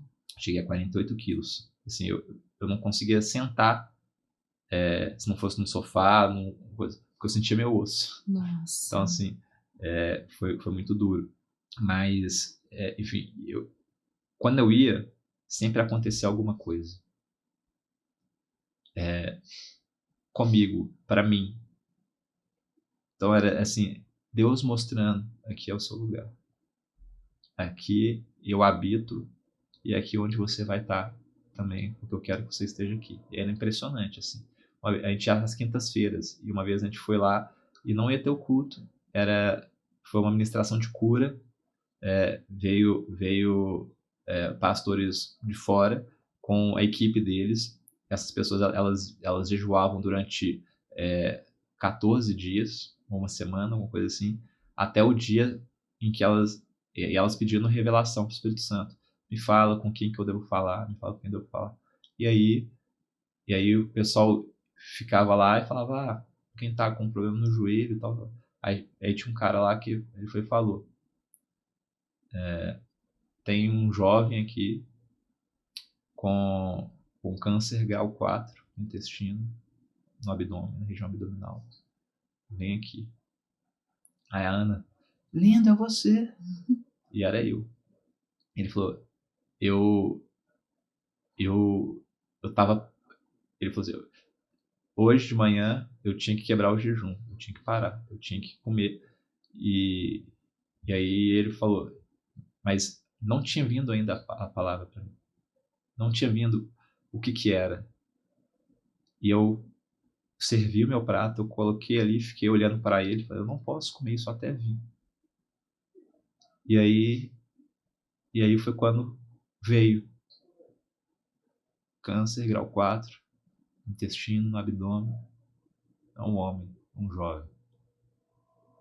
E nessa mesma manhã foi quando Ana falou, vamos na igreja? Aí eu falei, vamos.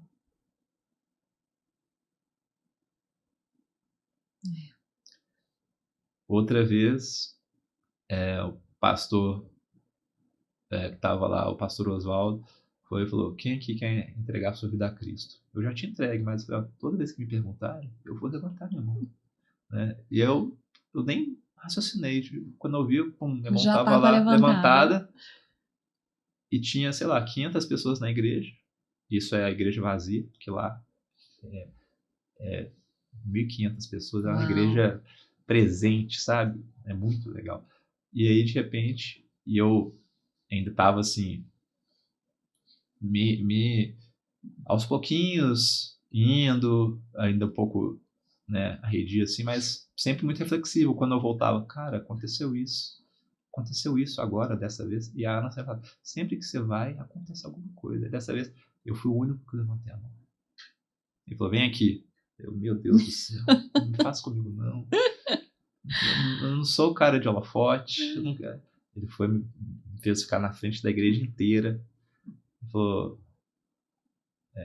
aí ele falou, você tá sozinho? Eu falei, não, tô com minha esposa. Então traz ela também. Aí, falou, você foi a única pessoa que levantou a mão aqui. É raro isso acontecer. Quando isso acontece, que Deus quer te usar para alguma coisa. Aí eu falei, você não tem ideia o tanto que ele já tá me usando. E ele falou, todo mundo ficou de pé, que a gente vai fazer uma oração para ele aqui agora. 500 pessoas de pé, orando para você. Então era Deus quebrantando meu coração, tipo assim, é aqui, não resiste não. Olha só o que eu tô fazendo para você aqui dentro. E aí até o dia que eu cedi mesmo, falei, não, beleza, esse lugar que eu vou, essa é a minha igreja, vou me batizar. E você mais uma vez me conduziu minha esposa, minha família para esse caminho. A gente vai confiar, a gente vai se entregar. Então, todo domingo, quando a gente vai no culto, é uma alegria. Que legal. A minha história chegou no pastor Paulo Mazzoni, que é o pastor principal da igreja. Ele me chamou para uma conversa. Contei um pouco da minha história para ele. Ele ficou assim, embasbacado. E aí eu tive a audácia, a coragem de falar, eu estou escrevendo um livro. Eu estou precisando de alguém para fazer o prefácio. Ele falou, você quer que o pastor Oswaldo faça? Tá? Que eu contei esse caso. Ele falou assim, não, eu quero que você faça. Porque tudo que ele fala ali, eu vejo que é com muito cuidado, é com muito carinho, é com muita devoção. Né? E eu vim aprendendo muito com ele ali. Eu falei, cara, ia ser uma honra para mim. Ele falou, então Que legal. Então, vai ser uma honra para mim fazer o seu prefácio. E ele me ajudou muito ele não só fez o prefácio, ele leu o livro todo e falou, olha, isso aqui, dá uma olhada, vê que em Marcos, que está falando sobre, então ele me guiou Foi também em te algumas guiando. coisas, assim, eu recebi muito mais do que eu poderia ter pedido, Uau. né? Então, ele me entregou o prefácio, ontem mesmo eu mandei para... Era o que estava faltando, né? Ele até falou, Lucas, desculpa aí a demora, né? Porque Não existe demora nos aí eu planos de falei assim, Deus. eu tô aprendendo a aguardar no tempo dele, né? É claro que a gente fica ansioso e tudo mais, mas tudo no tempo certo. Foi o tempo para poder reler algumas coisas que eu falei, não, isso aqui eu acho que não faz sentido, então tá um livro mais maduro também, né? Porque eu fui escrevendo ele enquanto eu estava aprendendo e tendo essa relação e Uhum. assim, só pra você ter uma ideia, Bel, é, a, a oxaliplatina, ela, não sei se seu marido chegou a tomar ela causa dano neuropático, né? Então, as minhas mãos, elas ficavam rígidas. Eu tinha muita sensibilidade nas mãos, dava choque quando eu encostava nas coisas. E ela ficava dura, rígida.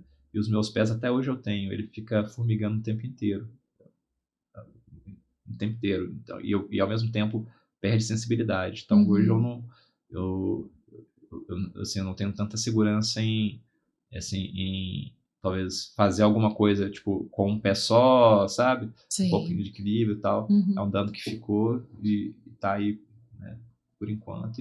Mas assim, das coisas que tudo que eu passei isso aí não é Uhum. nada. Mas então, assim, o livro foi escrito com essas mãos duras. Atravessando o deserto. E hoje, com mais maturidade, com mais conhecimento, que eu fui cada vez mais me aprofundando, entendendo muitas coisas, algumas coisas ali eu consegui discernir que às vezes era, era, era eu escrevendo e não eu com o Espírito Santo junto. Aí eu falei, não, isso aqui eu acho que isso é verdade. Não, isso aqui E é difícil discernir é isso no nosso difícil trabalho, demais. É né? muito difícil. Eu tenho essa dificuldade também, confesso, porque todo dia eu começo meu dia pedindo para que Deus me guie no meu trabalho. Afinal, né, o meu trabalho eu entendo que é a ferramenta, a obra de Deus na vida das pessoas. Eu uso aquele dom para, né, apoiar as pessoas.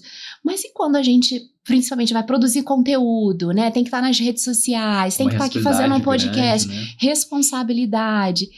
Às vezes, eu fico me perguntando quanto é eu, quanto é Deus, sabe? Eu ainda tento calibrar um pouco mais isso, sabe? Mas não é fácil, não. Assim, algumas pessoas já me perguntaram, né? Tem uma amiga minha, a Érica, ela, ela no ano passado, ela tava buscando muito isso, né? Não, mas, Lucas, quando a pessoa fala de escutar a voz de Deus, igual esses relatos que você me contou, eu nunca tive isso. Eu tenho dificuldade de escutar a voz de Deus. E eu falo assim, a gente precisa primeiro trabalhar, eu coloco isso no meu livro, foi uma coisa que nasceu naturalmente, que eu fui dividindo ele em 3 etapas. Não era nem para ser um livro, era para ser um desafio de 21 dias para um Uhum. público, para uma turma de uma viagem que eu fiz, que eu conheci lá. Eu vou fazer isso aqui. E acabou, quando eu vi, eu já estava na página 120 Uau. e aí nasceu. E eu dividi esse desafio em 3 etapas e acabei dividindo o livro assim também, que é a conexão, relacionamento e entrega. E, e o mais engraçado é que a gente estava junto nesse sábado, né, lá no, na, na, no Renzão do Matheus, e, e ali eu falei, pô, eu preciso criar um nome para essa metodologia, né?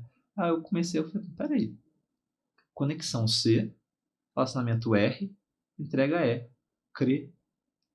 Olha só. Aí eu falei, pô, é o que a gente precisa, né? A gente precisa crer. E aí, para a gente poder ouvir a voz do Espírito Santo, né, a gente precisa ativar as nossas conexões com Deus, né? Eu falo sobre a respiração, né? Sobre como O, o ato de respirar, ele é um ato de entrega, porque Deus é abundância. E confiar nele, se você não vê oxigênio aqui, as moléculas, mas você está soprando o que você tinha colocado para dentro. Por quê? Porque se você não soprar e tirar ele, você não cria espaço para entrar mais oxigênio. Né? Então, inspira, mas tem um momento que você precisa soltar as coisas e deixar elas irem. E a mesma coisa com o nosso ego e com as coisas que a gente vai alimentando dentro da gente. A gente precisa se desfazer delas, a gente precisa soltar Deixar elas aí, né? e dar espaço para o Espírito Santo poder agir. E Deus, ele é uma pessoa, é uma relação pessoal. Então, você não pode só pegar, também fazer o seu devocional de manhã, pôr Deus na gaveta, falar, olha, a gente Cumprir volta aqui, tabela, check. check, eu volto aqui para te liberar do cativeiro aqui às 8h30 da noite, depois que eu colocar meu filho para dormir. Não, ele tem que estar vivo dentro da gente. É central, né? É central. É central. Esses central. dias eu não sei com quem que eu tava conversando, acho que eu fui com você mesmo, né? Antes da gente fazer o podcast aqui, assim, algumas pessoas me perguntam muito sobre priorização, né? Uhum. Então, eu sou mãe, carreira, nará. E eu falo, olha, o que eu aprendi recentemente que fez todo sentido é você entender que Deus, ele não é prioridade, ele é centralidade. E a partir do momento em que eu entendi isso, que ele é central na minha vida, ele comanda todas as outras prioridades. Exatamente. Né? E assim como também todos os dias eu faço meu devocional, eu faço, né, o Pai Nosso, mas o Pai Nosso muito linha a linha. Uhum. E quando a gente começa a viver o Pai Nosso linha a linha, a gente vê que tá ali a receita para viver na confiança, para viver no dia a dia, para respirar, para deixar ir, para confiar, né? E às vezes a gente vive essa vida tão no automático, né, que a gente não para saborear a oração, né? Então, assim, tem um propósito, né? Pai Nosso é nosso, é seu, é meu. Você pertence a Ele, que estás no céu. Santificado seja o seu nome. Ou seja, a primeira coisa que você faz é dar glória ao Pai. Independente do que você esteja vivendo naquele dia. Pode ser o dia mais difícil, primeiro. E depois você clama. Reconhecer como Pai da glória. Venha, traga o seu reino para mim. Me preencha com o seu reino, com a sua glória. E aí você continua fazendo as pedidas, suplicando por perdão, né? Mas também prometendo, né? Você pede para que ele te perdoe, assim como você também perdoa. Então você também tem que perdoar. Porque em Mateus fala, né, que tudo o que está ligado na terra fica ligado no céu, e tudo que é desligado na terra é desligado no céu. E aí, na segunda etapa do método CRE, que é o relacionamento, a gente fala no livro sobre a boa água e a má água.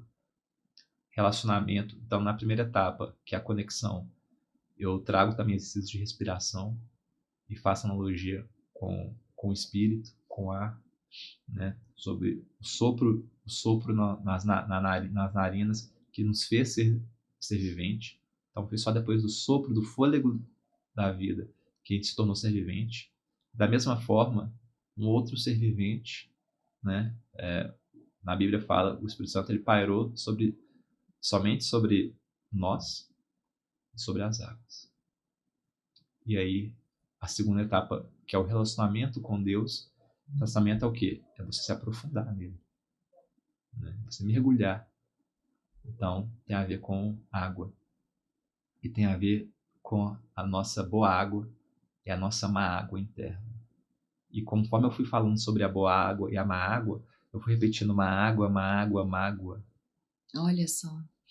Então, se a gente não praticar o perdão conosco, com nós mesmos, com as pessoas que nos fizeram mal, mas se a gente também não for capaz de perdoar aqueles que nos fizeram mal, mas principalmente pedir perdão para Deus e perdoar a relação errada que a gente tinha com Ele, a gente nunca vai conseguir amar a Deus. E depois fala, né? Amar o próximo como a si mesmo. Mas como você vai se amar se você não tem uma relação com Deus? Porque é somente em Deus que você sabe quem realmente você é. A gente falou que no início tem a ver com identidade. Né? Então, a gente vê hoje no mundo uma crise de identidade gigantesca. Tremenda. E tudo isso é porque as pessoas não têm uma relação com Deus. Perderam a centralidade. Então elas vão buscando em outros lugares esses falsos deuses, né? Em outras esses coisas. falsos deuses. Engraçado que eu vim nessa música, já ouviu Sinto Fluir? Fala, eu procurei, né? Em todo lugar, em outras pessoas, em tantas coisas, né? Mas descobri um rio em mim, o teu rio em mim. E Deus é esse fluir de águas, né? Então, conforme a gente perdoa, a gente também vai limpando essas águas, né? Conforme a gente vai construindo nossa relação com Jesus e pedindo perdão a Jesus, o mover do Espírito Santo vai tornando essa água impura que habita dentro da gente, né? A gente é 100% água. A água, ela vai estar ali também movendo as suas emoções, né? Ela vai estar ali movendo a parte biológica, né, toda, mas também toda a parte de ligações elétricas, né? Então toda a parte que tem a ver com a física e a bioquímica do nosso corpo, a água está ali permeando tudo isso, fazendo acontecer, mas também as nossas emoções, né? As nossas emoções tem um mix ali, né, de reações elétricas, né, e coisas que são etéreas, vamos dizer assim, né, e tudo isso faz com que a água ela transporte essas emoções, né? Então, as pessoas que guardam muitas mágoas, como eu guardei durante muitos anos, né, isso gera consequências, né? Então, isso gera doença autoimune, como eu tive. Isso pode gerar câncer precoce, como eu tive. Então, não é só uma questão de relacionar com Deus. É Deus falando assim, você precisa fazer isso para que você também... É papai falando assim, olha, deixa eu te mostrar aqui como que você deve viver a sua vida. Para que a sua vida nesse mundo carnal não seja tão difícil como ela vai ser, mas não precisa ser tão. Ela pode ser horrorosa. Mas não precisa ser tão pesado. Mas não precisa ser. Então, olha, tá aqui, olha. Meu filho veio, ele tá te mostrando que ele é o caminho, a verdade e a vida. E quando ele fala isso, não é por presunção, é só para falar. Porque é. E ele quer te mostrar. E você precisa perdoar as pessoas. Porque, da mesma forma como o rei perdoou o servo que lhe devia 10 mil talentos, né? E perdoou toda a dívida dele. Essa pessoa, esse servo saiu de lá e cobrou um mísero talento do seu servo que não pôde pagar e condenou ele. Ele depois foi condenado, porque olha, se eu te perdoei, mas você não conseguiu perdoar o seu próximo, infelizmente eu não vou conseguir te perdoar. Olha quão importante é a gente trabalhar o perdão, a gente perdoar. Porque quando a gente não perdoa, é como se a gente tivesse pegado uma parte nossa e trancado numa jaula. E a gente vai se despedaçando, vai perdendo isso, porque o Espírito Santo ele não consegue estar ali. Num coração magoado, né? Ele não consegue estar ali. E você vai endurecendo o seu coração. Sim. Né? E um coração duro, ele não permite o mover do Espírito Santo. Não tem como colocar vinho novo em odres velhos. Enquanto essa velha... Então você precisa se renovando. Presunção, essa velha... Assim, porque quando a gente não perdoa, fato é que a gente possivelmente se sente superior àquela outra pessoa, né? Não, com toda certeza. Então, Com Aí toda que tá, a gente certeza. tá de novo brincando de ser Deus, E né? a gente não tá vendo, fazendo uma análise, nossa, peraí. Diante de tudo que a gente já foi perdoado. Quando existem atritos e mágoas e relacionamentos problemáticos, né, isso não é só a culpa de uma pessoa. Eu demorei muito para entender isso na relação do meu pai e da minha mãe. Poxa, por que meu pai fez o que ele fez? Uhum. Mas depois eu comecei a perceber, peraí, meus pais não são perfeitos. Já começa aí, você já vai quebrando o mito da Meus pais não são perfeição desde perfeitos, lá, né? Quem sou eu para exigir a perfeição deles? Uhum. Outro, a relação era feita de duas pessoas. Então, coisas acontecem, erros não que sejam justificáveis, mas aconteceram. E ambos erraram. Eu precisei passar por isso também, e a maternidade foi o que me fez... eu brinco dizendo que a maternidade foi o canal da minha santificação e que me botou a nocaute, né? Porque foi também através da maternidade que eu consegui perdoar muitas coisas do meu passado, sabe? De eu viver na carne, o que muitas vezes eu julgava, eu falava assim, peraí que não é tão bem. Assim, é o famoso cuspe pro alto que cai na testa, exatamente. né? Aí a gente fala, olha, se fosse dar as mesmas condições que meu pai e minha mãe nasceram e Exato. fizeram, eu acho que eu não ia Será que eu faria tão diferente assim? Muito Pois pior. é, exatamente. Muito pior. Agora, então, você falou primeiro conexão, depois relacionamento. A última é a entrega. Entrega. Né? Fala sobre a entrega. A entrega, ela tem a ver com o sangue. Ela tem a ver com carregar sua cruz. Ela tem a ver com uma tomada de decisão. Né? De você entender que houve uma promessa e houve o cumprimento dessa promessa. Né? Que Deus, ele promete e ele cumpre. Né? E da mesma forma que ele te amou e ele veio e a gente deu as costas para ele, né? Ainda assim ele continua com os braços estendidos para a gente, né? E é uma decisão que cabe a cada um de nós, né? Não tem a ver com a igreja que você está, com a parte de religiosidade, né? Tem a ver com a sua relação com Deus e você entender qual Deus é esse. E esse Deus tem o nome, Jesus Cristo. Muito legal. Lucas, quando que essa preciosidade tá para sair aí? Vamos falar, a gente tá conversando em fevereiro de 2026, né? Então pode ser que tenha pessoas que vejam depois.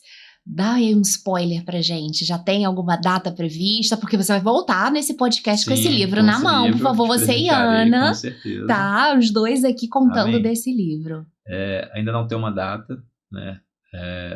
Estamos vendo lá com a editora, com todos os processos, para ver o quanto mais rápido, né? Porque existem várias etapas durante o processo, mas tenho fé aí que abril a gente já conseguiria. Quem sabe, né, ali na época da Páscoa. Né? Que especial, espero, hein? Se der tudo certo, pode ser que seja nesse período aí. Vamos ver, vamos rezar para que... Torço muito para que venha realmente esse livro, devorarei e quero de novo você aqui no podcast, Lucas, Amém. De verdade. Você e Ana, com esse livro na mão, mostrando, né, essa preciosidade, esse bebê de vocês, porque vai ser aí um filho que vocês vão colocar no mundo através das suas palavras, através do teu testemunho da Ana também. Com toda certeza, né? Vai ser um prazer poder vir aqui novamente. E Lucas, pra gente finalizar, que o papo foi muito bom, eu sempre termino as conversas com uma pergunta, né? E o que é coragem para o sucesso para você?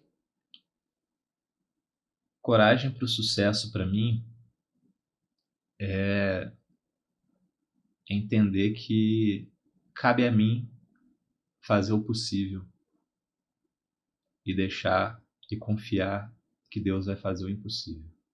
Né? É como Moisés, né? A Bíblia fala que eles começaram atravessando o mar.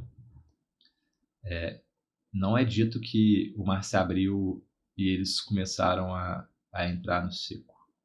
Né? Então, eles começaram a entrar.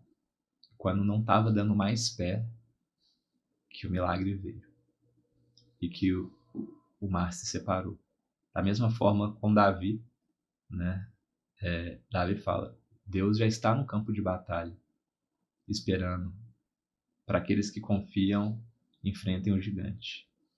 E ele foi a pessoa que confiou e foi ao encontro de Deus. Ele não foi ao encontro de Golias, ele foi ao encontro de Deus. E lá Deus lhe deu a vitória. Então, para mim, é isso, né? É você confiar de que Deus está em todas as áreas da sua vida e que o sucesso é poder encontrá-lo, né? Porque o resultado de tudo que vier, se é dele, pode ter certeza que vai ser muito maior do que você talvez possa sonhar e possa imaginar, né? Talvez você possa sonhar que o sucesso seja você ter uma empresa com 10 mil funcionários. Olha, 10 já é um trabalho complicadíssimo, imagina 1000, né? E ele vai te levantar para o que ele realmente quer fazer. E você vai estar satisfeito. Você vai ter tomado de uma água e não vai ter mais sede, e comido de um pão e não vai ter mais fome. Porque você vai estar completo com ele. Eu acho que é isso, né? Muito bom, Lucas. É se entregar e se despedaçar, se necessário for, para que você o encontre e assim você seja completo. E falar como Paulo falou, né? Combati o bom combate. Bati o bom combate, guardei a fé. E guardei a fé.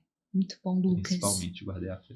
Muito obrigada, de coração. Foi uma conversa tão fluida, tão assim, que eu nem vi a hora passar. Te agradeço de verdade. Reforço aqui o convite de você voltar, viu, com a Ana, contando do seu livro, né, trazendo essa bênção que vai sair em breve. E queria deixar aqui um recado para você também, que segue a gente aqui no Coragem para o Sucesso. Comenta aqui embaixo qual foi a parte de toda essa conversa que mais te tocou. Eu pretendo realmente trazer pessoas aqui que falem sobre assuntos diversos, que falem também dessa parte da minha vida que é muito importante e que conduz a forma como eu também levo o meu trabalho. Então, esse é o Coragem para o Sucesso. Espero que você tenha gostado. Te vejo no próximo episódio. Tchau, tchau.